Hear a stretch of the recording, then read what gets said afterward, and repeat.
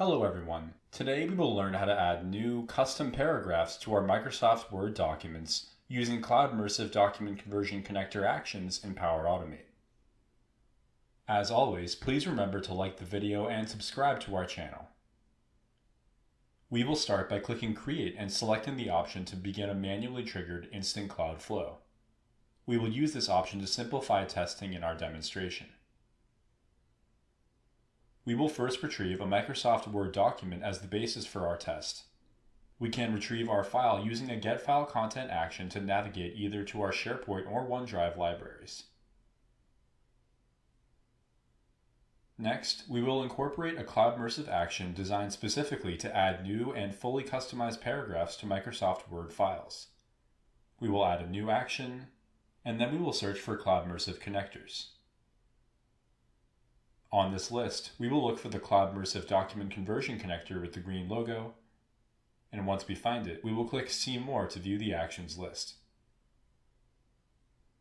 From here, we will search for an action called Insert a New Paragraph into a Word DOCX document, and we will select that option once we find it. Before we can use this action, we will first need to configure our Cloudmersive connection if we haven't done that already. As a reminder, we will need a premium Power Automate license to access Cloudmersive connectors, but we can use them at no additional cost with a free API key. Free API keys allow a limit of 800 API calls per month with 0 commitments. To configure our action, we will first click Show All to view the advanced parameters. Here, we will start by adding our Microsoft Word file bytes to the initial configuration field. Depending on which actions we use prior to this action in our flow, we could also use our file URL.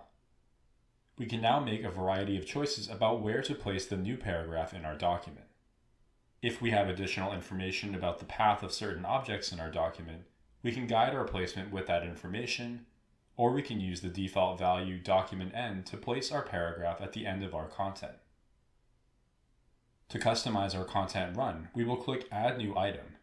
And within this item, we have the option to format our text in various ways. It's important to note that the font size value corresponds to double the size of what we would select manually within the Word application. For example, I'm aiming to end up with size 11 font, so I'm setting this value to 22. To incorporate our text run, we will click Add a New Item from within the current item, and we will then include the text we're adding to the text content field. We can ignore most of the fields asking for paragraph or text indices. When we are finished customizing our paragraph, we will add one more Cloudmersive Document Conversion action into our flow. This action is called Finish Editing Document and Download Result.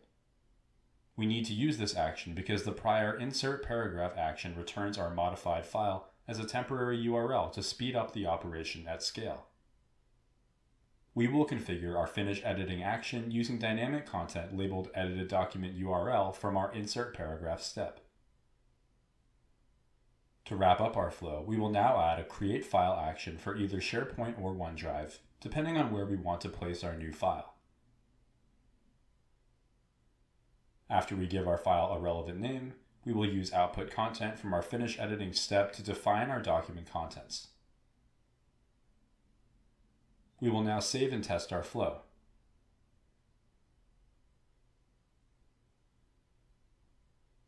When our flow finishes running, we will find our new paragraph incorporated in a new version of our document.